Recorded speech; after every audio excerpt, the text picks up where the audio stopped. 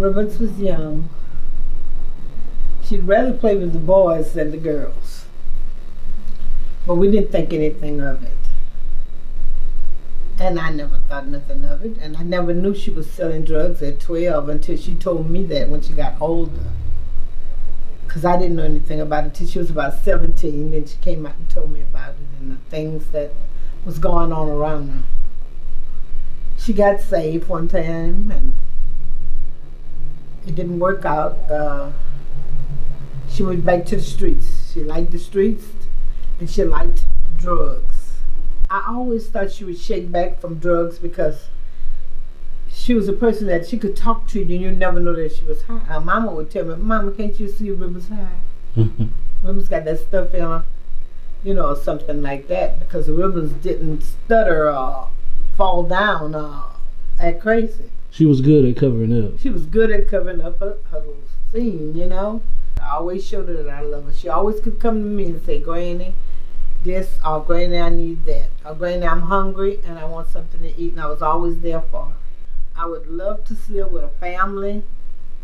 I'd like to see her in the ministry. She say that. She always tell me don't say that, but she's going to be a minister. I listen to her praise all the time. And I watch nearly everything she do to see if she really gone the right way, and she really is. And this lady, Miss McNabb, got to be a wonderful person, a powerful lady, because she has taken Rubens and made her white as snow. She's mostly stayed away from home, but she'd always come back, and she wouldn't know a week or two before she'd come back. She'd always come back. She wanted to eat or whatever she wanted to do, but everywhere she went, people loved her, even when she was on drugs. That's what I couldn't understand. And everything she did, people would tell me. So she couldn't fool me, in other words. How did that make you feel, Ruby? Knowing that a lot of decisions you made played a role and kind of affected, your grandmother as much as it did. Now that I'm in my right mind, now I can feel it here in the heart.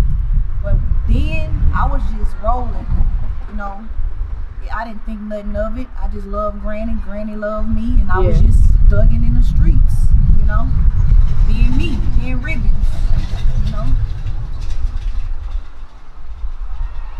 I bet you feel joyous. God is good now that she's delivered. I'm so happy she's delivered. Oh God, I don't want her to ever turn back around. She did it before. She tried to do it before. But that homosexuality wouldn't let go of her. But now I know my Redeemer lives because she's doing the right thing. Thank you, Jesus. Thank you. I'm a soldier in the army of the Lord. I'm a soldier in the army. I'm a sanctified soldier in the army of the Lord. And I learned to fight in the army. Oh, I got my breastplate on in the army of the Lord. I got my breastplate on in the army. Oh, I'm a sanctified soldier in the army of the Lord. I'm a soldier in the army. I'm a soldier in the army of the Lord. I'm a soldier. Y'all better stop in the army. When I was 12 years old, I attended Raynard Middle School. Every day after school, I would go straight on the corner selling drugs. I had my first girlfriend when I was 13. Going into high school, I continued to sell drugs and be a homosexual. Eventually, between clubbing, popping pills, and smoking marijuana, I dropped out of high school. It felt right. Those were the only things that I knew. Homosexuality had a strong hold on me. I began to tell myself God made us to love who we love, which later I discovered was a lie from the enemy. I loved playing basketball, but never had the drive to stay in school long enough to pursue a basketball career. I was a basketball star. Music stayed within me, but I done it for the world and all the local clubs. Eventually, being a part of the streets just felt like it was a part of me. At the age of 16, I got tired of the streets. I gave my life to God, but I didn't understand God, so I didn't quite understand what I was going through. So I went back to the streets. This time it wasn't anything nice for me, because the devil was waiting on me with open arms. I got caught up in the street with drug addiction, cocaine and PCP. These drugs were literally taking my life. My whole mind was gone. Some days I didn't even know where I was. I was something like a vegetable. My mother admitted me for help in a hospital. After I received the help, I turned to God. I walked with God 2 years straight. For those 2 years, He gave me my mind back. However, little did I know my mom and my uncle would be departing from me at such a crucial point in my life. After I lost my mother, I backslid one more time. This time I was free from drug addiction, but I was still battling with homosexuality.